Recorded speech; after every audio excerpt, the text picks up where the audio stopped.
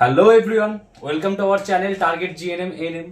দেখো, এই যে আমাদের যে 40 ডেজের স্পেশাল ক্লাস চলছে জিএনএম এএনএম রিলেটেড, যে আমরা ক্লাসটা করাচ্ছি যাতে করে 2024 নার্সিং এক্সামটা ইজিলি ক্র্যাক হয়ে যায়। ঠিক, কারণ তোমাকে আমি অলরেডি আমার ফার্স্ট ভিডিওতে এক্সপ্লেন করেছি যে এই যে জিএনএম এএনএম এন্ট্রান্সের এক্সামটা আছে, ঠিক, তার টোটাল ওয়েটেজ যদি আমি বলি যে জীবন বিজ্ঞান ভৌত বিজ্ঞানের টোটাল ওয়েটেজ সেটা হচ্ছে কত 75 মার্কসের।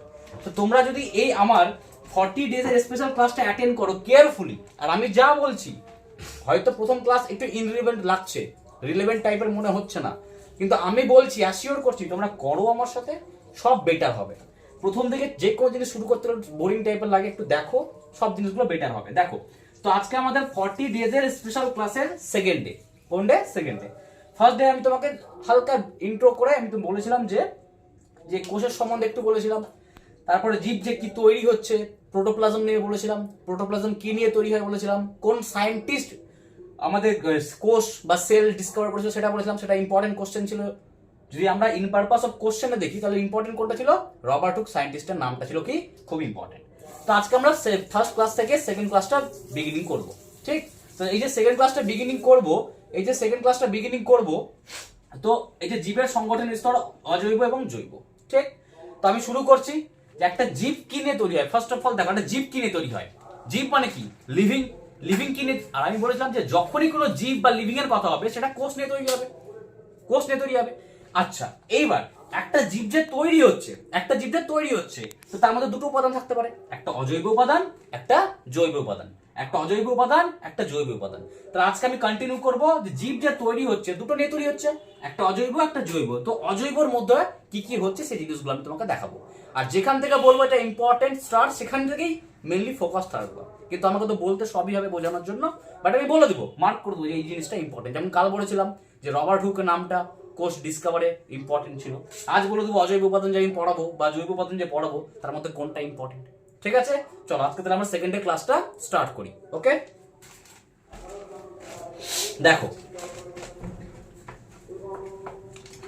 ফার্স্ট অফ অল এই অজৈব, এই যে জীবের সংগঠন স্তরে আমরা অজৈবটাকে শুরু করছি। ঠিক আছে, আমি রাফ করছি। দেখো, যখনই অজৈব উপাদানের কথা হবে জীবের তৈরিতে, যখনই জীবের তৈরিতে অজৈব উপাদান, কার? অজৈব উপাদানের কথা হবে, তখন তিনটে চারটে জিনিস আসবে। প্রথম আসবে কি, সবার প্রথমে যেটা আসবে সেটা হচ্ছে জল। কি? জল। একটা জিনিস ভেবে দেখো, জল জৈব না অজৈব? অজৈব, অবশ্যই অজৈব। ঠিক, একটা আসবে কার? অ্যাসিড। কার কথা আসবে? একটা অ্যাসিড। একটা কার কথা আসবে? ক্ষার। কার কথা আসবে? ক্ষার। আর সবার সাথে কার কথা আসবে? লবণ। ঠিক, তার মানে যদি আমাকে কোশ্চেন করে যে জীবের অজৈব উপাদানগুলি হলো, তাহলে অ্যান্সার কি হবে? জল, অ্যাসিড, ক্ষার, লবণ। ঠিক, এবার কোশ্চেন এরকম ভাবে আসতে পারে যে নিম্নলিখিত কোনটি অজৈব উপাদান না? ঠিক, তাহলে এই চারটের মধ্যে যেটা থাকবে না সেটা হবে অ্যান্সার। ঠিক আছে, তো আমি ব্রিফলি, দেখো এগুলো অত ইম্পর্টেন্ট না, ইম্পর্টেন্ট যে পয়েন্টগুলো সেটা আমি বলে দেবো, আমি সেই জন্য হালকা হালকা করে প্রত্যেকটা এক্সপ্লেন করে দেবো। ঠিক আছে, প্রথম যেটা আমি বলবো সেটা হচ্ছে জল। কাকে বলবো আমি? জলকে। তো জলের সম্বন্ধে পড়ি প্রথমে আমরা।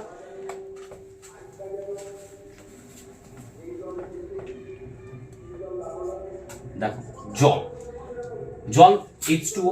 জলের তো সবাই তোমরা জানো সংকেতকে কি বলে? H2O। দেখো, আমাদের প্রত্যেকটা জীবদেহের মধ্যে 60 থেকে 80% কি থাকে? ওয়াটার থেকে। কি থাকে? ওয়াটার থেকে।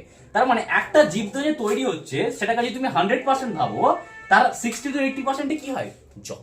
কি হয়? জল। আচ্ছা, জল কি নিয়ে তৈরি হয় স্যার? জল তৈরি হয় হাইড্রোজেন অক্সিজেন নিয়ে। কি নিয়ে তৈরি হয়? হাইড্রোজেন আর অক্সিজেন নিয়ে। দেখো, একটা জিনিস দেখো, যদি স্যার জলের ভূমিকাটা কি একটা জীবদেহে, জলের ভূমিকাটা কি? দেখো, জলের যদি ভূমিকা বলতে চাও তা আমি তোমাকে বলেছিলাম না যে প্রোটোপ্লাজম, এর আগের দিন বলেছিলাম যে সজীব কোষে কি থাকে? প্রোটোপ্লাজম। প্রোটোপ্লাজমে কার কথা বলেছিলাম আমি? Carbon, hydrogen, oxygen, nitrogen, etcetera etcetera. তো দেখো, তো জল হচ্ছে কি? Hydrogen oxygen. ঠিক, তাহলে জল মানে কি? Hydrogen oxygen. আর দেখো তো প্রোটোপ্লাজম কি নিয়ে তৈরি হচ্ছে? Hydrogen oxygen. তার মানে হচ্ছে এটাই যে এই যে হাইড্রোজেন অ্যাটম আর অক্সিজেন অ্যাটম কম্বাইন করে জলটা বানাচ্ছে, সেটাই কোথায় থাকছে? প্রোটোপ্লাজমে। তাহলে একটা প্রোটোপ্লাজমকে সজীব রাখছে সেটা কে রাখছে? হাইড্রোজেন এবং অক্সিজেন। ঠিক, আর কিসের কাজ? আমরা জানি না, ফটোসিনথেসিস যাকে বলে সালোক সংশ্লেষ কার মধ্যে হয়? উদ্ভিদের মধ্যে। তো এই যে উদ্ভিদের মধ্যে সালোক সংশ্লেষটা হচ্ছে, যে যার উদ্ভিদের মধ্যে কি হচ্ছে? সালোক সংশ্লেষটা হচ্ছে। এই সালোক সংশ্লেষ প্রক্রিয়ায় কাকে ইউজ করা হয়? জলকে। কিভাবে স্যার? এই দেখো, ধরে নাও কার্বন ডাই অক্সাইড আছে, নেচারের কার্বন ডাই অক্সাইড আছে, তার সাথে কে রিয়াকশন করে? ওয়াটার। কে রিয়াকশন করে? ওয়াটার। ওয়াটার রিয়াকশন করে কার প্রেজেন্সে? সানলাইট। কার প্রেজেন্সে ইউজ করে? সানলাইট। আর এখানে কে থাকে? ক্লোরোফিল। কে করে? ক্লোরোফিল। তার মানে প্লান্টের মধ্যে, প্রত্যেকটা উদ্ভিদের মধ্যে ক্লোরোপ্লাস্ট বলে একটা জিনিস থাকে, যাকে বলে কোষ অঙ্গাণু, ক্লোরোপ্লাস্ট। ওই ক্লোরোপ্লাস্টের মধ্যে কে থাকে? ক্লোরোফিল থাকে। কে থাকে? ক্লোরোপ্লাস্টের মধ্যে কে থাকে? ক্লোরোফিল থাকে। ঠিক, এই ক্লোরোফিলটা কি করে নেয়? সানলাইটকে অ্যাবজর্ব করে। কি করে? সানলাইটকে অ্যাবজর্ব করে, দিয়েও হাইপার অ্যাক্টিভ হয়ে যায়। দিয়ে কি হয়ে যায়? অ্যাক্টিভেটেড ক্লোরোফিল বা সক্রিয় ক্লোরোফিল হয়ে গেল।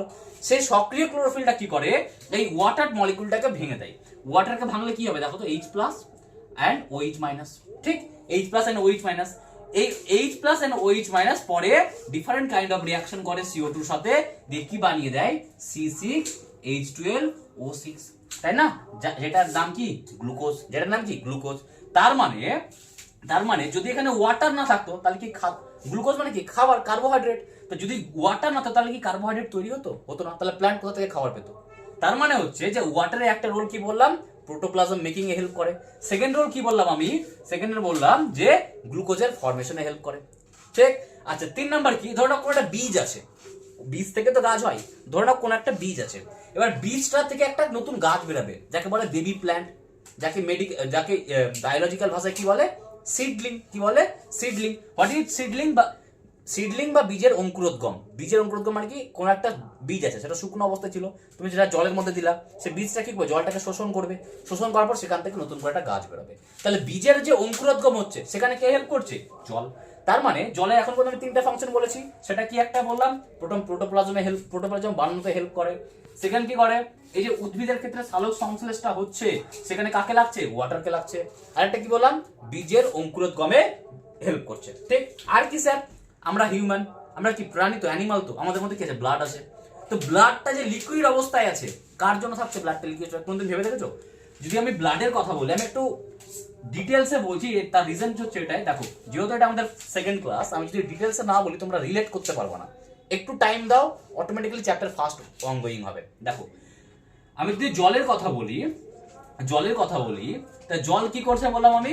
রক্তকে তরল রাখতে সাহায্য করছে। কি করছে? রক্তকে তরল রাখতে সাহায্য করছে। তার মানে কি হবে? দেখো, রক্ত মানে কি? ব্লাড। ব্লাডে কি থাকে? ব্লাডে কিছু থাকে কি? ব্লাডের কোষ থাকে, যেমন কি আরবিসি, লোহিত রক্তকণিকা, শ্বেত রক্তকণিকা এবং অনুচক্রিকা, আরবিসি, ডাব্লিউবিসি, প্লেটলেট। তাছাড়াও যে এবার রক্ত তো স্যার হয় তরল, কিন্তু থাকে তো বলছেন কোষ, তাহলে তরল হয় কি করে? তা রক্ত তরল থাকে কার জন্য? এই জলের জন্য। তার মানে ব্লাডকে তরল, মানে রক্তকে তরল রাখতে কে সাহায্য করে? এই জল। কে করছে? এই জল। আর কি স্যার? এবার ধরো না আমাদের বডিতে কি হচ্ছে, আমরা কোনো খাবার খাচ্ছি, খাবারটা কি হবে? ডাইজেস্ট হবে, তো বিপাক হবে খাবারটা। তো এই যে কোনো একটা খাবারকে ডাইজেস্ট করছি আমি, তার জন্য কি দরকার? জল দরকার। মনে রাখবা, নট অনলি হিউম্যান বডি, যতগুলো অ্যানিমাল আছে, প্রত্যেকের খাবারকে হজম করার জন্য এনজাইম আছে, উৎসেচক আছে। এনজাইম মানে উৎসেচক আছে। তো এই যে উৎসেচক, যাকে বলছে এনজাইম, এই এনজাইমটা প্রথমে কি করে? ওয়াটারের সাথে রিয়াকশন করে। কি করে? ওয়াটারের সাথে রিয়াকশন করে, দিয়ে কি বানায়? Hydrated enzyme. স্যার হাইড্রেটেড এনজাইমটা নতুন ওয়ার্ড, মানে কি? যে এনজাইমটা জলকে শোষণ করে নেয়। যতক্ষণ কোনো একটা এনজাইম মানে হচ্ছে উৎসেচক জলকে শোষণ না করবে, ততক্ষণ সেই উৎসেচকটা খাবারকে ভাঙতে পারবে না, মানে শোষণে হেল্প করবে না। তাহলে স্যার শোষণে হেল্প করতে হলে কি করতে হবে? শোষণে হেল্প করতে গেলে এনজাইমকে প্রথমে ওয়াটারকে অ্যাবজর্ব করতে হবে। ওয়াটারকে অ্যাবজর্ব করার পর কি হবে? সে হাইড্রেটেড এনজাইম হয়ে যাবে, মানে জলযুক্ত এনজাইম হয়ে যাবে, উৎসেচক হয়ে যাবে। সে কি করবে তখন? যে কোনো ফুড পার্টিকেলকে ভেঙে দিবে। কি করে দিবে? ফুড পার্টিকেলকে ভেঙে দিবে ব্লাডের মধ্যে। ঠিক। আর সেটা ব্লাডে নিয়ে চলে যাবে, আর ব্লাডে গিয়ে সেটা পরবর্তীকালে শোষণ হবে। ঠিক। তার মানে আমি যদি ওয়াটারের ফাংশন বলি, তাহলে কি কি বললাম? প্রথমে বললাম প্রোটোপ্লাজম। সেকেন্ড কি বললাম আমি? সালোক সংশ্লেষ। থার্ড কি বললাম আমি? বীজের অঙ্কুরোদ্গম। কি বললাম? বীজের অঙ্কুরোদ্গম। ফোর্থ কি বললাম? রক্তকে তরল রাখতে। আর লাস্ট কি বললাম? যে কোনো বিপাক জাতীয় খাবারগুলোকে কোনো খাদ্য কোনো খাবারকে ডাইজেস্ট করতে মানে হজম করতে মানে খাবারকে ভাঙতে কাকে লাগছে? ওয়াটার মলিকুলকে কি করা হয়? ইউজ করা। তার মানে যদি জল দেখো অ্যাকচুয়ালি আমাদের বডি 60 থেকে 80%, যদি আমি অ্যাকিউরেট বলি না মেডিকেলি ওয়াইজ যদি আমি বলি, দ্যাটস 70%। আমাদের বডির অলমোস্ট 70% কি ওয়াটার। কি ওয়াটার। তা যদি ওয়াটারই না থাকে তাহলে কি করে জীব তৈরি হবে? হবে না। তাহলে ওয়াটার হচ্ছে প্রথম, যেটা কি অজৈব উপাদানের প্রথম জিনিস, প্রথম পার্ট। আর তার কাজ কি সব থেকে বেশি জীব দেহে। এতক্ষণ ক্লিয়ার হয়ে গেছে? কারণ রক্তই হচ্ছে আমাদের মেন। রক্ত না থাকলে আমরা তো বাঁচতে পারবো না। আমরা কেন, যে কোনো অ্যানিমালই বাঁচতে পারবে না। ঠিক ক্লিয়ার? আচ্ছা আমি নেক্সট পার্টে যাবো। নেক্সট পার্ট কি ছিল? নেক্সট পার্ট ছিল কি অ্যাসিড। কি ছিল? অ্যাসিড। আমি একটা ইন্টারেস্টিং কথা বলে দেবো। দেখো স্যার আমাদের সবাই বলে যে 3 লিটার জল খাও, 4 লিটার জল খাও। অ্যাকচুয়ালি জল কত খাওয়া দরকার? দেখো আমি তোমাকে বলে দিচ্ছি, একটু 1 সেকেন্ড টাইম আমি পেনটা চেঞ্জ করি। দেখো যদি আমি তোমাকে একটা ছোট্ট একটা জাস্ট ডেসক্রিপশন দিচ্ছি। আমরা ইউরিনেশন করি, প্রস্রাবের মাধ্যমে জল যায়, ইউরিনেশন করি আমরা ডেলি। ইউরিনেশনের সাথে ডেলি যখনই আমরা ইউরিন করতে যাই তখনই অ্যাপ্রক্সিমেটলি 1500 ml জল রিলিজ হয়। কার সাথে? ইউরিনের সাথে। স্যার আমরা ঘেমে যাচ্ছি, দেখো আমি ঘেমে যাচ্ছি, তার মানে সোয়েটিং করছি আমরা। সোয়েটিং এ কত যায় স্যার? Almost 1000 ml। কত যায়? 1000 ml। অনেক বইয়ে তোমার দেখবা 800 ml লেখা আছে। ঠিক আছে, হলো। আর কি হয় স্যার? এবার ধরে নাও আর কি হয়, আমরা যে ধরে নাও আমাদের রেসপিরেশন করছি না, রেসপিরেশন মানে কি? এই যে শ্বাস প্রশ্বাস নিচ্ছি, অক্সিজেন নিচ্ছি, CO2 কে ছাড়ছি, রেসপিরেশন করছি। তো রেসপিরেশনের জন্য কি হয়? অনেক সময় ওয়াটার মলিকুল রিলিজ হয় আমাদের। আর আমরা যে গ্যাসগুলোকে ছাড়ছি তার সাথে কি হয়? ওয়াটার মলিকুল রিলিজ হয়। তাহলে তো বেরিয়ে যাচ্ছে, তার মানে ওয়াটারটা লাগবে আমাদের বডিতে রেসপিরেশনের জন্য, শ্বাস প্রশ্বাসের জন্য। সেটা কত লাগবে স্যার রেসপিরেশনের জন্য? রেসপিরেশনের জন্য লাগবে কত? রেসপিরেশনের জন্য লাগবে 300 ml। কত লাগে? 300 ml। ঠিক। আর কি লাগে স্যার? আর কি লাগে? এই দেখো আমরা যে ফিকাল ম্যাটার মানে কি? আমাদের বডির ধরো কোনো খাবার খেলাম, ডাইজেস্ট করলাম, তারপর আমাদের কি হয়ে যায়? আমাদের বডির মল রূপে সেটাকে বেরিয়ে যায়, যেটা আমাদের বডিতে কোনো রকম আর অ্যাবজর্ব হয় না। সেটা কি হয়? বডি থেকে মল রূপে বেরিয়ে যায়। ঠিক। তো এই যে যখনই কোনো ফিকাল ম্যাটার, যাকে মল বলছে বাংলায়, এই যে ফিকাল ম্যাটারটা বেরাচ্ছে, ঠিক, তার মধ্যেও তো ওয়াটার আছে, তার মধ্যে তো ওয়াটার লস হচ্ছে, তো তার মধ্যে ওয়াটার লাগবে। তার মানে কি ফিকাল ম্যাটারকে বডি থেকে বের করতে গেলেও ওয়াটারকে লাগছে। কত লাগছে? ওয়াটারকে লাগছে। আচ্ছা কত লাগছে স্যার ফিকাল ম্যাটারকে বের করতে? ফিকাল ম্যাটারকে বের করতে অলমোস্ট 200 ml। টোটাল কত হচ্ছে হিসাব করে দেখো, 3000 হবে, 3000 ml। তার মানে প্রতিদিন 24 আওয়ার্সে আমাদের 3000 ml কি লাগছে? ওয়াটার লাগছে। কি লাগছে? ওয়াটার রিকোয়ার্ড বেঁচে থাকার জন্য। তাহলে আমাদের 3000 ml মানে কি? 3 লিটার। 3 লিটার তো 3000 ml মানে 3 লিটার। তার মানে আমাদেরকে ডেইলি অ্যাটলিস্ট 3 লিটার জল তো এমনিই লাগবে। এবার দেখো, এবার আমাদের ব্রেন প্রপার কাজ করছে, এভরি টাইম কাজ করছে, যখন ঘুমিয়ে আসে তখনও ব্রেন কাজ করছে। এবার আমাদের ব্রেনকে ফাংশনাল রাখার জন্য এক্সট্রা ওয়াটার দরকার। সেই জন্য বই লিখে যে অ্যাটলিস্ট 3 লিটার তো লাগছেই নর্মাল কাজকর্ম করতে বডিতে, তো অ্যাটলিস্ট 4 থেকে 5 লিটার ওয়াটার ডেইলি কনজিউম করা উচিত। কত? 4 থেকে 5 লিটার ওয়াটার ডেইলি কনজিউম করা উচিত, যাতে করে আমরা যদি জীবদেহে বেঁচে থাকার প্রয়োজন এটা। ঠিক আছে, নেক্সট নেক্সট নেক্সট কি হচ্ছে? আচ্ছা তাহলে আমি কি বললাম যে এই জৈব উপাদানের প্রথমে আমরা জলের সম্বন্ধে পড়লাম, জলের কাজ বললাম। এবার আমি জৈব উপাদানের সেকেন্ড বলবো, যাকে বললাম কি অ্যাসিড। কাকে বললাম আমি? অ্যাসিড। আচ্ছা স্যার জল তো বুঝে গেছো, আবার বলে দিচ্ছি, রিপিট করছি। প্রোটোপ্লাজম বানাতে জল হেল্প করে, বীজের অঙ্কুরোদ্গমে হেল্প করে, রক্তকে তরল রাখতে হেল্প করে। ঠিক, এসব অনেকগুলো ফাংশন আছে। দেখো এবার দেখো অ্যাসিডের কাজ কি স্যার? অ্যাসিডটা কি স্যার? আগে সেটা বলুন, কাজ তো পরে বলবেন, আগে অ্যাসিডটা কি সেটা বলুন। দেখো অ্যাসিডটা কি, ধরে নাও যদি কোনো কি কম্পাউন্ড, যদি কোনো কম্পাউন্ড H+ কে ছেড়ে দেয়। কি স্যার H+ কি স্যার? উল্টো পাল্টা বলছেন। H+ কি? ধরে নাও আমার কাছে কোনো কম্পাউন্ড আছে, ধরুন আমি তোমাকে বলছি H2SO4, যাকে বলছে সালফিউরিক অ্যাসিড। যদি কোনো কম্পাউন্ড ভেঙে গিয়ে H+ মানে কি স্যার? ধনাত্মক আয়ন। প্লাস মানে কি? পজিটিভ। পজিটিভকে বাংলায় কি বলে? ধনাত্মক। নেগেটিভকে কি বলে? ঋণাত্মক। ঠিক, যদি কোনো কম্পাউন্ড ভেঙে গিয়ে H+ আয়ন যাকে বলে আয়ন, আর বাংলায় বলতে গেলে যে ধনাত্মক আয়ন রিলিজ করে তাকে বলে কি? অ্যাসিড। কি বলে? অ্যাসিড। ঠিক। আচ্ছা স্যার বুঝলাম স্যার। তাহলে HCl কি অ্যাসিড? হ্যাঁ স্যার HCl অ্যাসিড। HCl বাংলায় কি হবে? H+ রিলিজ হচ্ছে। তা যারা H+ কে ছাড়ছে যারা যারা H প্লাস ছাড়ছে তাদেরকে কি বলবো আমি, অ্যাসিড বলবো। কি বলবো তাদেরকে আমি, অ্যাসিড বলবো। ঠিক, আচ্ছা স্যার অ্যাসিডের কাজ কি স্যার? স্যার বলছেন তো অ্যাসিডের কাজ কি? দেখো স্যার, অ্যাসিড টেস্টে কিরকম হয়? টক হয়, বাংলায় টক মানে যাকে ভালো বাংলায় বলতে কি হবে, অম্ল। কি হবে, অম্ল। তার মানে কি হবে, যাকে বলছে অম্ল, টেক বা টক। স্যার আরেকটা কথা, কি করে বুঝবো স্যার যে এটা অ্যাসিড বা অ্যাসিড না? দেখ, একটা পেপার পাওয়া যায় মার্কেটে, কেমিস্ট্রির দোকানে একটা পেপার পাওয়া যায়, বলছে লিটমাস। কি বলছে, লিটমাস।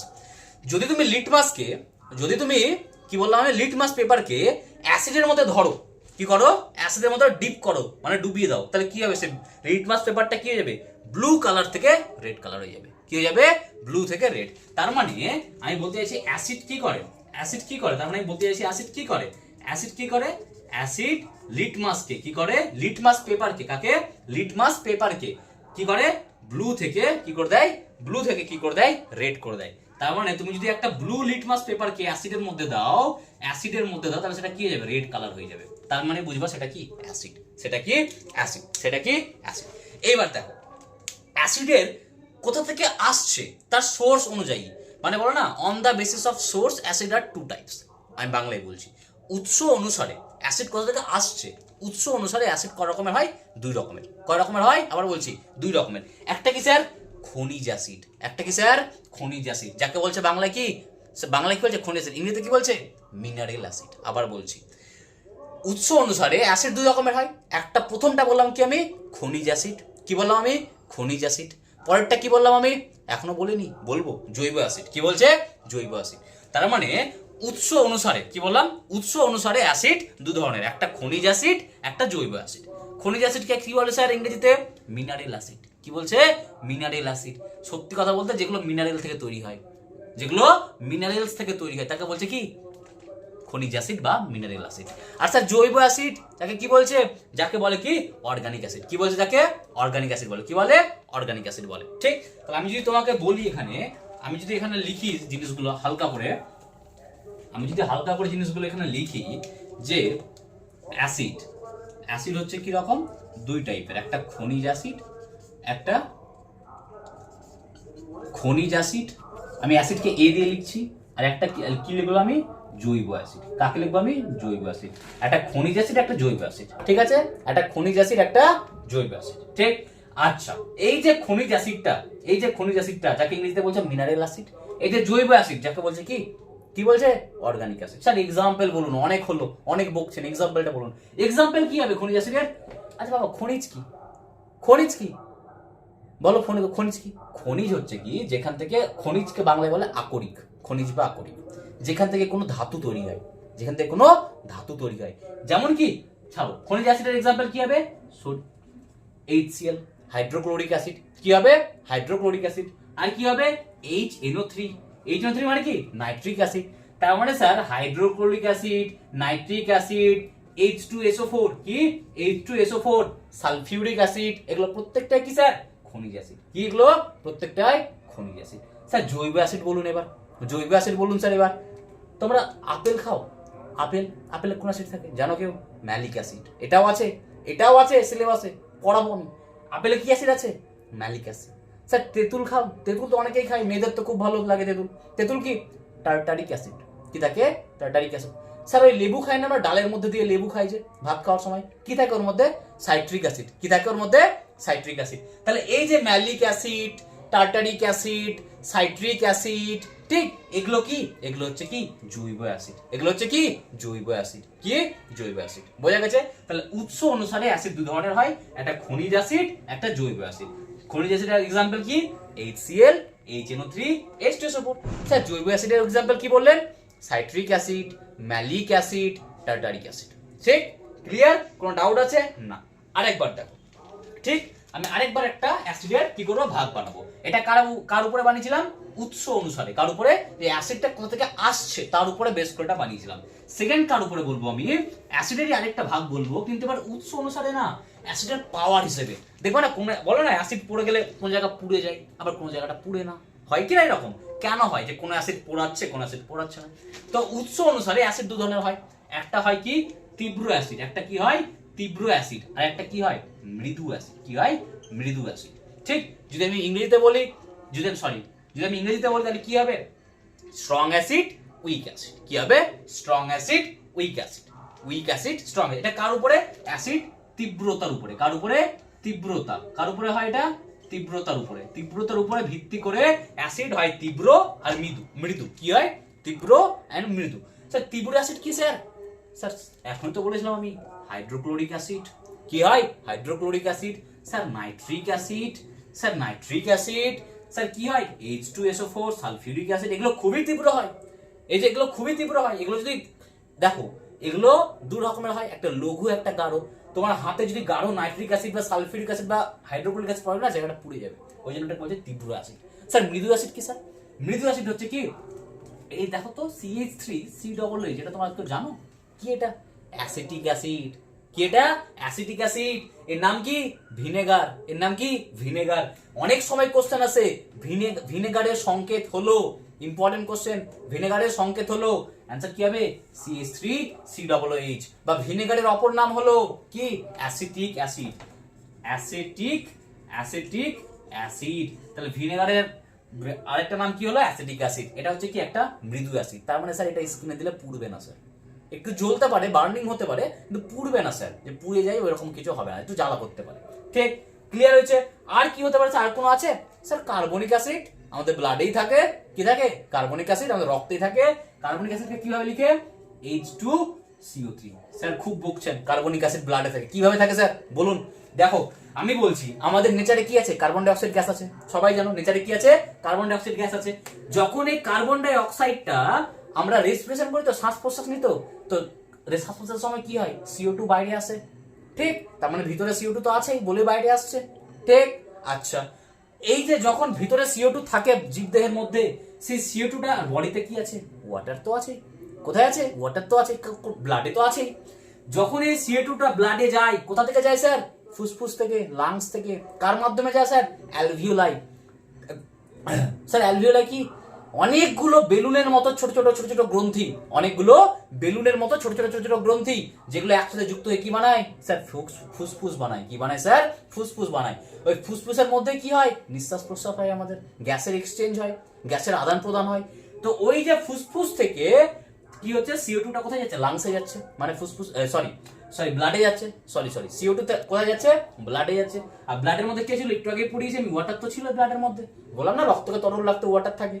তাহলে এই যে CO2 আর এই যে ওয়াটার যেটা ব্লাডে থাকে, এই দুটো রিঅ্যাকশন করলে কি হয় স্যার? H2CO3। কি হয় স্যার? H2CO3। এই H2CO3টা কি ছিল স্যার? কার্বনিক অ্যাসিড, যেটা কি ছিল? একটা স্যার মৃদু অ্যাসিড। তুমি ভেবে দেখো তো, তার মানে আমাদের বডির যে কার্বন ডাই অক্সাইড, সেটা ওয়াটারের সাথে রিঅ্যাকশন করে H2CO3টা বানাচ্ছে। এবার যদি এটা তীব্র অ্যাসিড হতো, যদি এটা তীব্র অ্যাসিড না, এটা কি অ্যাসিড? মৃদু অ্যাসিড। যদি এটা তীব্র অ্যাসিড হতো, তাহলে কি হতো? আমাদেরকে এমনি জ্বালা করতো, বুঝতেই পারছো কি হতো? ঠিক, আমরা বাঁচতে পারতাম না। সেই জন্য H2CO3 কি? মৃদু অ্যাসিড। কি? মৃদু অ্যাসিড বলে আমরা কি আছে? অ্যাসিড ব্লাডে থাকা সত্ত্বেও আমরা কি? বেঁচে আছি। আমি একটা ইম্পর্টেন্ট কনসেপ্ট বলে দেবো, একটু আউট অফ টপিক গিয়ে দেখো, ইন্টারেস্টিং। আউট অফ টপিক বলা যাবে না, এটা জানা উচিত তোমাদের। তোমরা ফিউচার নার্স, তোমরা আজকে ক্লাস করছো, এক্সাম দিবা, কোয়ালিফাই করবা, গভর্নমেন্টে নার্সিং করবা, ঠিক আছে? তো তোমরা জানা উচিত এগুলো। দেখো, ক্লিয়ার? আচ্ছা, আমি বলবো বাফার বলে একটা জিনিস, আমি তোমাকে একটু পরেই বলছি। দেখো, তার আগে আমি বলবো যে তোমাকে অ্যাসিডের রোলটা কি স্যার। অনেকক্ষণ থেকে তো অ্যাসিড বোঝাচ্ছেন, তীব্র অ্যাসিড, মৃদু অ্যাসিড, জৈব অ্যাসিড, খনিজ অ্যাসিড, এসব বলছেন। ঠিক, রোলটা বলুন স্যার, জীবদেহে অ্যাসিডের রোলটা কি বলবো? এই দেখো শোনো,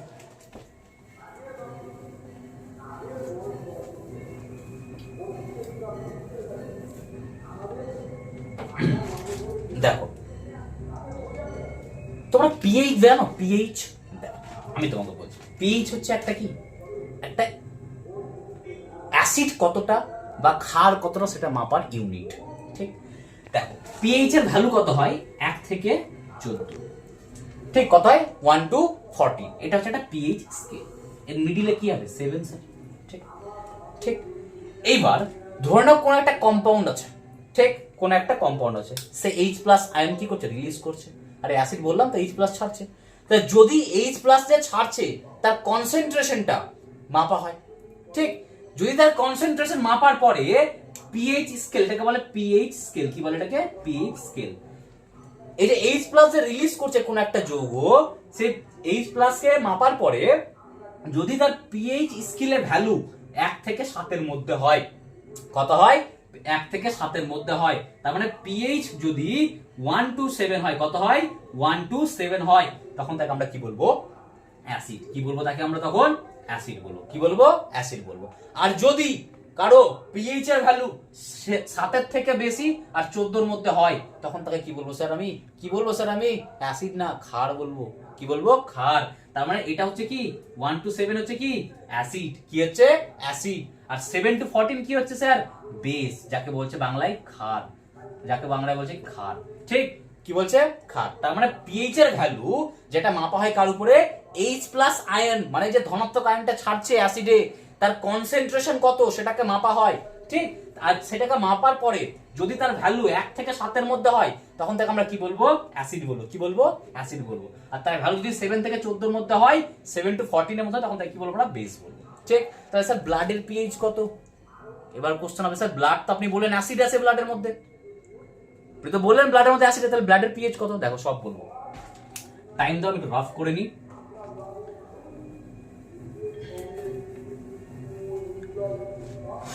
দেখো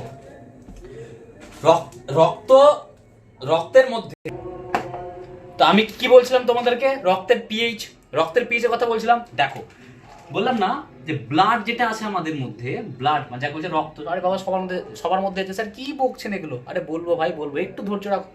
এটা ব্লাড না, আমাদের মধ্যে যে রক্ত বা ব্লাড যাকে বলছে, তার পিএইচ হচ্ছে কত? 7.3 থেকে 7.4। কত হয়? 7.3 থেকে 7.4। স্যার আপনি বললেন আমাদের মধ্যে H2CO3 ছিল, যেটা বলছেন মৃদু অ্যাসিড, অথচ পিএইচ 7 এর বেশি, মানে ক্ষার। কিভাবে?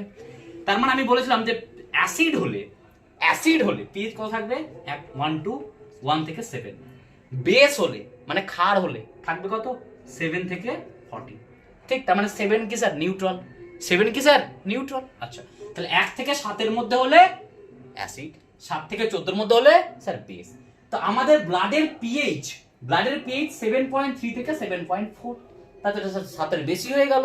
তাহলে এটা কি? ওই জন্য তো বলছে ব্লাড কি? ব্লাড হচ্ছে কি? আংশিক। কি বলছে?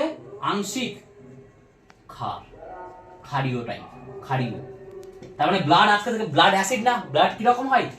আংশিক ক্ষারীয়। কি হয়? যাকে বলবো স্লাইটলি বেসিক। ইংরেজিতে কি বলবো আমি? স্লাইটলি, অল্প বেসিক ক্ষারীয়। তাহলে ব্লাডের পিএইচ কত হয়? 7.3 থেকে 7.4। স্যার এবার বলুন যে ব্লাডের পিএইচ আপনি বলছেন 7.3 থেকে 7.4, ঠিক আছে বলছেন, ঠিক। তো আপনি একটা কথা বলুন, পিএইচটা কি করে কনস্ট্যান্ট থাকবে ব্লাডের? মানে সব সময় কি 7.3 থেকে 4ই থাকবে? হ্যাঁ থাকবে, তার জন্য ব্লাডের স্পেশাল মেকানিজম আছে, যাকে বলে কি? বাফার। যাকে কি বলে? বাফার। দেখো এগুলো প্রত্যেকটা ইম্পর্টেন্ট টপিক, যদি তোমরা এগুলো এসকেপ করে যাও না, অনেক মানে নরমাল জিনিসটাকে এসকেপ করে গেলে কি করে তোমরা পারবা? আমি চাইলেই শুরু করতে পারবো প্রথমে কোষ, সাইটোপ্লাজম, প্রোটোপ্লাজম। দেখো হয় না ওরকম করে। কোশ্চেন যেখান থেকে আসবে, যেখান থেকে ফ্রেম হচ্ছে, সেগুলো জানতে হবে। দেখো টপিকে ফিরে আসি। তার ব্লাডের পিএইচ কত হচ্ছে? 7.3 থেকে 7.4, যেটা হচ্ছে কি? স্লাইটলি, মানে আংশিক ক্ষারীয়। তাহলে ব্লাড তো প্রথম কথা অ্যাসিড না স্যার, না। কি? ব্লাড ক্ষারীয়, কিন্তু কি খুব ক্ষারীয় স্যার? না, আংশিক, জাস্ট 7 এর থেকে একটু বেশি, 0.3 বা 0.4 বেশি। তাহলে কি স্যার? অল্প অল্প কি স্যার? ক্ষারীয়। ঠিক স্যার। এই যে আপনি বলছেন ব্লাডের পিএইচটা 7.3 থেকে 7.4, এটা কনস্ট্যান্ট। কিভাবে কনস্ট্যান্ট থাকে স্যার? দেখো আমাদের বডির মধ্যে একটা সিস্টেম আছে যাকে বলছে বাফার। দাঁড়াও পেনটা চেঞ্জ করি আমি। হ্যাঁ, কি বলছেন স্যার? একটা সিস্টেম আছে যাকে বলছে কি? বাফার। স্যার বাফার কি স্যার? আবার বাফার কোথা থেকে চলে আসলো? বাফার হচ্ছে এমন একটা জিনিস, মেকানিজম বলতে পারো, এমন একটা মেকানিজম যার মাধ্যমে ব্লাডের পিএইচটাকে পরিবর্তন করা যাবে না। মানে তুমি চাইলেও ব্লাডের পিএইচ চেঞ্জ করতে পারবে না। আমার কথা বুঝতে পারছো? তার মানে আমার ব্লাডের যদি পিএইচ কত হবে স্যার? 7.3 থেকে 7.4, আমি যদি যা ইচ্ছা তাই খাই বা যা ইচ্ছা তাই করি, পিএইচ চেঞ্জ করব পারবা না। কেন পারবা না? কারণ আমাদের না, পারবা না সেটা পরের কথা, কিন্তু ন্যাচারালি তো পারবাই না। তার রিজন হচ্ছে এটাই, কারণ এই যে বাফার মানে কি স্যার? বাফার হচ্ছে এমন একটা মেকানিজম যার মধ্যে ব্লাডের পিএইচ কি থাকে? কনস্ট্যান্ট থাকে। কি থাকে স্যার? কনস্ট্যান্ট থাকে, মানে যেটা চেঞ্জ হয় না, অপরিবর্তনীয়। ঠিক, বাফারটা কি স্যার? যে যে প্রক্রিয়ায় রক্তের পিএইচ পরিবর্তন করা যায় না, বা যে প্রক্রিয়ার মাধ্যমে রক্তের পিএইচ অপরিবর্তিত থাকে স্যার, চেঞ্জ করা যায় না, যে প্রক্রিয়ার মাধ্যমে রক্তের কি বললাম পিএইচ অপরিবর্তিত থাকে তাকে বলছে কি বাফার। স্যার কে বাফারটা কাজ করে? আমি বলেছিলাম না আমাদের বডিতে কি থাকে, H2CO3 ছিল, কে ছিল স্যার? Carbonic acid. এবার কার্বনিককে অ্যাসিড বলেছিলাম, তাহলে H+ তো ছেড়ে দিবে, অ্যাসিড মানে তো H+ ছাড়া। তা যখনই কার্বনিক অ্যাসিড H+ কে ছাড়বে, দুটো H আছে, তাহলে একটাকে H+ হিসেবে ছাড়লো, তাহলে থাকলো কি স্যার? HCO3-। দেখো তো H2CO3 তাহলে H2CO3 ভাঙলে H+ আর HCO3- আসছে স্যার। ঠিক, এই যে HCO3- একে কি বলছে? Bicarbonate ion. কি বলছে একে? Bicarbonate ion. কি বলছে একে? Bicarbonate ion. দেখো আমি আবার দেখাচ্ছি, ভালো করে দেখো, ভালো করে বুঝো, এটা ইম্পর্টেন্ট, খুবই ইম্পর্টেন্ট টপিক। আমাদের বডিতে H2CO2 ছিল, কার্বনিক অ্যাসিড ছিল, ওয়াটার আর কার্বন ডাই অক্সাইড রিঅ্যাকশন করে H2CO3 বানিয়েছিল। দেখো আমি লিখে দিচ্ছি সেটা, ওয়াটার আর CO2 ছিল, যে দুটো রিঅ্যাকশন করে H2CO3 বানিয়েছিল। এবার এটা অ্যাসিড ছিল, বলেছিলাম কোন অ্যাসিড ছিল? মৃদু অ্যাসিড ছিল। এবার এটা অ্যাসিড মানে H+ ছাড়বে, তার মানে এই ভাঙলে কি ছাড়বে? H+ আর কি ছাড়বে? HCO3-। তাহলে এই যে HCO3- যাকে বলছে কি স্যার? Bicarbonate ion. যাকে কি বলছে স্যার? Bicarbonate ion. কি বলছে কে? ভালো করে শুনো, আমি বারবার বলছি, এখান থেকে কোশ্চেন আসবে। Bicarbonate ion. এই যে বাইকার্বনেট আয়নটা আছে, এটাই আমাদের ব্লাডে কি হিসেবে কাজ করে? বাফার হিসেবে কাজ করে। কি হিসেবে কাজ করে? বাফার হিসেবে কাজ করে। তার মানে হলো স্যার, এই যে অজৈব উপাদানের প্রথমটা পড়লাম আমরা ওয়াটার, পরেরটা আর আমরা পড়বো কি, যখন নিঃশ্বাস প্রশ্বাস করবো তখন পড়বো CO2, carbon die oxide gas. এই দুটো রিঅ্যাকশন করে H2CO3 বানালো, বানিয়ে H+ আর HCO3- বানালো। এই যে HCO3- এটাই ব্লাডের কি হিসেবে কাজ করে? বাফার হিসেবে কাজ করে স্যার। কি হিসেবে কাজ করে স্যার? বাফার হিসেবে কাজ করে। কি হিসেবে কাজ করে স্যার? বাফার হিসেবে কাজ করে। তার মানে যদি আমার বডি, আমার ব্লাড আছে কি বেসিক, যদি কোনো একটা গ্যাস, কেমন কোনো একটা গ্যাস মানে কি স্যার? ধরে নাও CO2 ঢুকে গেল বেশি বডিতে, বা H+ এর কনসেন্ট্রেশন বেড়ে গেল, হয় এগুলো যে হঠাৎ CO2 গ্যাস বেশি ঢুকে গেল বডিতে, বা H+ কনসেন্ট্রেশন বেড়ে গেল। বললাম না H+ বাড়লে কি হবে? স্ট্রং অ্যাসিড হবে, তাহলে পিএইচ কি হবে? 7-এর নিচে আসবে। অ্যাসিড হলে তো পিএইচ 7-এর নিচে আসবে। তখনই এই কি হয়ে যাবে? লেগে যাবে, বলো না এটা হতে দিব না। কি বললো? একদম না। এই কি করবে? এই যে বাফারটা HCO3- বাইকার্বনেট আয়ন, সে কি করবে? সে ওই CO2 কে বা H+ এর সাথে ডিল করে নেবে, যে যাতে করে ব্লাডের পিএইচটা কি হয়? অপরিবর্তনীয় থাকে। কত হবে সেটা? 7.3 থেকে 7.4 হবে। কত হবে? 7.3 থেকে 7.4 হবে। একটা জিনিস ভাবো তো স্যার, বাইকার্বনেট বলছেন, কেন বলছেন? HCO3- কে বাইকার্বনেট কেন বলছেন? দেখো CO3 কে কি বলে? কার্বনেট। ঠিক, যখনই কোনো কার্বনেট যখনই কোনো আয়নের সাথে, কার্বনেট আয়ন বলে CO3- কে কার্বনেট আয়ন, তার সাথে যদি কখনো H লেগে যায় তখন তাকে বলে কি? বাইকার্বনেট। তার মানে বাইটা কার জন্য আছে স্যার? H এর জন্য। HCO3- মানে কি? বাইকার্বনেট আয়ন, যেটা কি হিসেবে কাজ করছে? রক্তের বাফার হিসেবে কাজ করছে। কি হিসেবে কাজ করছে? রক্তের বাফার। তাহলে আজকে থেকে মনে থাকবে যে রক্তের পিএইচ কত? 7.3 থেকে 7.4, যেটা কি আংশিক ক্ষারীয় বা স্লাইটলি বেসিক। কে কন্ট্রোল করছে? স্যার বাফার কন্ট্রোল করছে। বাফার কি স্যার? যে রক্তের পিএইচ কে চেঞ্জ করতে কি দেয় না? চেঞ্জ করতে দেয় না। এক্সাম্পল কি স্যার? HCO3 bicarbonate ion. কি? Bicarbonate ion. স্যার আসছে কোথা থেকে? বাইকার্বনেট আয়ন আসছে কোথা থেকে? H2CO3 কার্বনিক অ্যাসিড থেকে আসছে। ঠিক আছে, কার্বনিক অ্যাসিড থেকে। লাস্ট টপিক, আর 1 মিনিট লাগবে, শুনে নাও, তারপর আজকে ক্লাসটা আমরা শেষ করবো। ঠিক, এবার বলছি আমি তোমাকে যে অ্যাসিডের রোল কি। অ্যাসিডের রোল কি, লাস্ট টপিক, তারপর ক্লাস শেষ। আজকের মতো ক্লাস অফ থাকবে।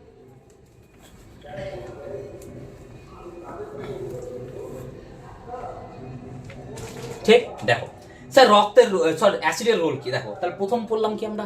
অ্যাসিডের রোল কি, যে যেহেতু রক্ত কি আছে? ক্ষারীয় আছে।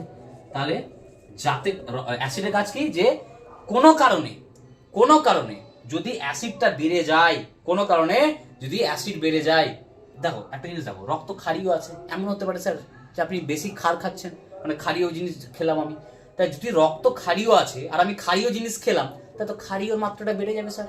তাহলে তো পিএইচটা স্যার 7.3 বা 7.4 থেকে অনেক বেড়ে যাবে স্যার, কারণ আপনি ক্ষারীয় জাতীয় খাবার খাচ্ছেন। তাহলে এই যে যদি বডিতে ক্ষারের মাত্রা বেড়ে যায়, ঠিক, ক্ষারকে কে কমাতে পারবে? অ্যাসিড। কে কমাতে পারবে? অ্যাসিড। তো যদি ক্ষারের মাত্রা বেড়ে যায় বডিতে, তাহলে ক্ষারের মাত্রাকে আবার কন্ট্রোল কে করবে? অ্যাসিড করবে। কে করবে? অ্যাসিড। তার মানে রক্তে ক্ষারের মাত্রা যদি কোনোভাবে বেড়ে যায়, তাকে কন্ট্রোল করতে কে হেল্প করছে? তাকে কন্ট্রোল করতে কে হেল্প করছে? অ্যাসিড হেল্প করছে স্যার। কে হেল্প করছে স্যার? অ্যাসিড হেল্প করছে। আর কি স্যার? দেখো আমরা সবাই অনেকেই খাই না চিকেন মাটন অনেক কিছুই, মানে কি খায় অ্যাকচুয়ালি? মাংস খাচ্ছে। তো মাংস মানে কি স্যার? প্রোটিন। প্রোটিন জাতীয় খাবার আরো আছে অনেক প্রোটিনের সোর্স। তো দেখো যখনই তুমি কোনো প্রোটিন জাতীয় খাবার খাবা, তো প্রোটিন জাতীয় খাবারটাকে ডাইজেস্ট করতে হবে। তো ধরে নাও তুমি প্রোটিন জাতীয় খাবার খাচ্ছ, প্রোটিন খেলা, তাই তো? প্রোটিন জাতীয় যে কোনো খাবার খেলা। তো প্রোটিনকে ডাইজেস্ট করতে গেলে আমাদের পাকস্থলী, যাকে বলে স্টোমাক, কি বলে? স্টোমাক। ঠিক, স্টোমাকে দেখো স্টোমাক থেকে কি রিলিজ হয়? হাইড্রোক্লোরিক অ্যাসিড, HCl স্টোমাক থেকে পাকস্থলী থেকে রিলিজ হয়। ঠিক, আর পাকস্থলীতে একটা এনজাইম থাকে যার নাম কি? পেপসিনোজেন। যার নাম কি? পেপসিনোজেন। কি নাম? পেপসিনোজেন। দেখো যখন তুমি প্রোটিন জাতীয় খাবার খাবা, তো প্রোটিনকে তো ভাঙতে হবে স্যার। প্রোটিনকে ভাঙবে কে? প্রোটিন ভাঙার এনজাইম। তো প্রোটিন ভাঙার এনজাইমের নাম কি স্যার? পেপসিন। কি নাম? পেপসিন। কিন্তু স্যার পেপসিন তো কোথাও নেই স্যার, তো কি করে হবে? দেখো HClটা কি ছিল? একটা অ্যাসিড। HClটা কি ছিল? একটা অ্যাসিড। তাহলে এই যে আমি কি বলছিলাম অ্যাসিডের ভূমিকা, তো দেখো অ্যাসিডটা কি রকম করে কাজ করছে। স্টোমাক আছে, স্টোমাকে HCl রিলিজ হয়, জানোই পাকস্থলীতে কি হয়? হাইড্রোক্লোরিক অ্যাসিড রিলিজ হয়। ঠিক, আর স্টোমাকের মধ্যে কি রিলিজ? একটা এনজাইম থাকে যার নাম হচ্ছে কি? পেপসিনোজেন। তো এই যে পেপসিনোজেন, এই যে পেপসিনোজেনটা আছে, পেপসিনোজেন, এই পেপসিনোজেনের উপরে কে কাজ করে? এই HClটা কাজ করে।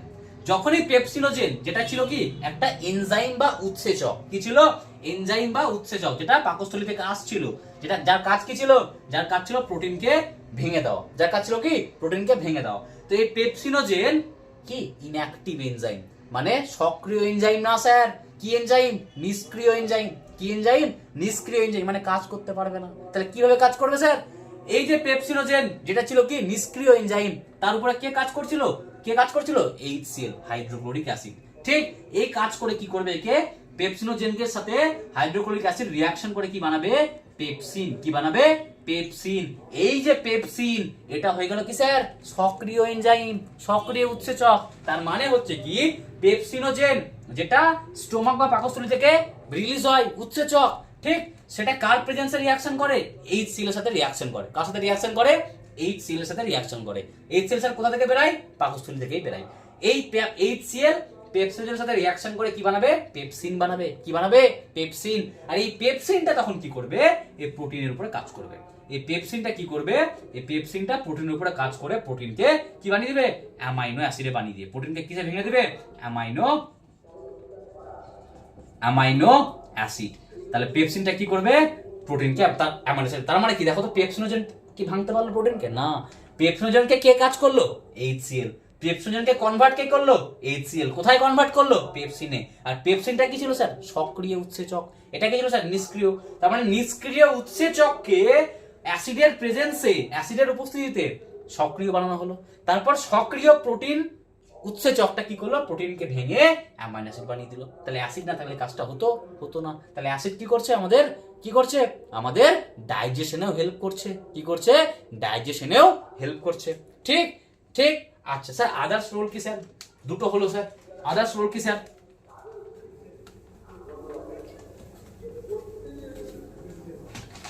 দেখো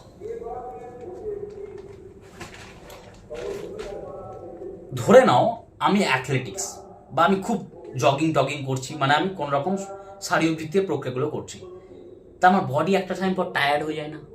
টায়ার্ড হয়ে যায়। তো টায়ার্ড হয়ে যায়। তা দেখো প্রত্যেকটা বডির যে এনার্জি সেটা আসে কোথা থেকে? কোষ থেকে আসে। তো হ্যাঁ স্যার জানি কোষ থেকে, পড়াবো, আসেনি এখনো কোষে। তো কোষের একটা কোষ অঙ্গাণু হয় যাকে বলে কি? মাইটোকন্ড্রিয়া। কি বলে? মাইটোকন্ড্রিয়া। ওই মাইটোকন্ড্রিয়া কি বানায়? এনার্জি দেয়। তার মানে এই যে আমি যে হাতটা নড়াচ্ছি, এটা করছি, সেটা করছি, এনার্জিটা কে দিচ্ছে আমাকে? কোষ। কে দিচ্ছে? প্রত্যেকটা কোষের মাইটোকন্ড্রিয়া। কে দিচ্ছে? প্রত্যেকটা কোষের মাইটোকন্ড্রিয়া। তাহলে এই যে প্রত্যেকটা কোষের মাইটোকন্ড্রিয়া যেহেতু এনার্জি দিচ্ছে, ওই জন্য কি বলে? শক্তিঘর। কোষের শক্তিঘর বা energy house of the cell. কি বলে? Important question. কোষের শক্তিঘর কাকে বলে? মাইটোকন্ড্রিয়াকে। বা আরেকটা কি বলে?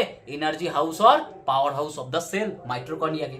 এবার ধরে নাও যতক্ষণ আমার কোষের মধ্যে অক্সিজেন আছে ততক্ষণ গ্লুকোজ আছে, কোষের মধ্যে অক্সিজেন আছে তখন কি আছে, কোষের মধ্যে গ্লুকোজ আছে। গ্লুকোজটা ভাঙবে আর কি দিবে, কি দিবে, গ্লুকোজ ভেঙে এনার্জি দিবে। কিন্তু ধরে নাও সামহাও অক্সিজেনের পরিমাণ কমে গেছে, তাহলে কোষে গ্লুকোজ তো ব্রেকডাউন হবে, কিন্তু কি বানাবে, ল্যাকটিক অ্যাসিড। কি বানাবে স্যার, ল্যাকটিক অ্যাসিড। ওই ল্যাকটিক অ্যাসিডটা কি করছে, বললাম না অ্যাসিড পড়াচ্ছি, তার মানে কোষের মধ্যে ল্যাকটিক অ্যাসিড হলো, ল্যাকটিক অ্যাসিড হলো তো, যেটা তোমার কি প্রচন্ড ক্লান্তির সময় তোমাকে কি করবে, এনার্জি সোর্স দিবে। তার মানে অ্যাসিড কখনো কখনো কি করছে, এনার্জির সোর্স হিসেবেও কাজ করছে। কি করছে, এনার্জির সোর্স হিসেবেও কাজ করছে। তাহলে আজকে আমরা দুটো জিনিস পড়লাম, একটা পড়লাম কি বললাম, অজৈবের মধ্যে জল, একটা কি বললাম আমি, অ্যাসিড। ঠিক আছে, নেক্সট দিন আমি দুটো বাকি থাকলো আর ক্ষার আর লবণ, নেক্সট ক্লাসে আমি ক্ষার লবণ কমপ্লিট করে জৈবতে ঢুকবো। ঠিক আছে, দেখো এটা আমাদের প্রথম প্রথম ক্লাস শুরু করছি, জানি অনেক ভুল ভ্রান্তি হচ্ছে, একটু তোমরা অ্যাডজাস্ট করে নাও। কিন্তু আমি দেখো ভুল ভ্রান্তি জাজ করতে গেলে সমস্যা হবে, কি সমস্যা হবে, হয়তো আমার খারাপ লাগবে, কিন্তু দেখো তোমরা যদি আজকে এই যে এতটা ঘেমে যাওয়ার পরেও আমরা তোমাকে পড়াচ্ছি, তোমরা যদি সেটাকে অ্যাডমায়ার করো, তো একটা লাইক শেয়ার সাবস্ক্রাইব তো করতেই পারো, বলো। আমরা অ্যাকচুয়ালি তোমার জন্যই পড়াচ্ছি, তোমাদের জন্যই পড়াচ্ছি। তো ভালো করে পড়ো, এই বছরই ক্লিয়ার হবে, কোনো রকম কোনো টেনশনের ব্যাপার নেই। আমি পড়াচ্ছি, ট্রাস্ট রাখো, কোনো সমস্যা হবে না। আমি আমার দিক থেকে 100% চেষ্টা করব। আর আমি বলছি তো, যদি আমার ক্লাস অ্যাটেন্ড করো তাহলে আউট অফ 75 তুমি 70 প্লাস বা 65 প্লাস তো করেই আসতে পারবা। আমি তোমাকে বলছি টাইম দাও। ঠিক আছে, নেক্সট দিন আমি তাহলে খাটটা বা বেসিকটা শুরু করব। ঠিক আছে, থ্যাংক ইউ।